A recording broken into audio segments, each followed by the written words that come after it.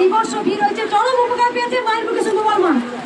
দেখা দেখা আমার ছেলে এক সপ্তাহ আগে এই নাট দুটো খেয়ে নিয়েছিল।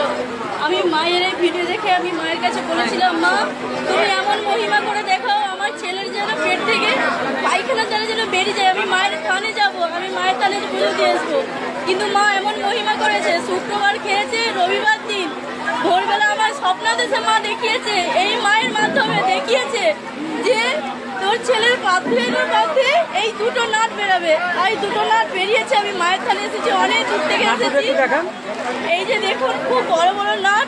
আমার ছেলে সুস্থ আছে, খুব ভালো আছে। আমি মায়ের কাছে এসেছি। আমি পাঁচটা থেকে এসেছি। মা আগে এসেছিলেন, আমি কি উপকার হয়েছে বললে? সবাই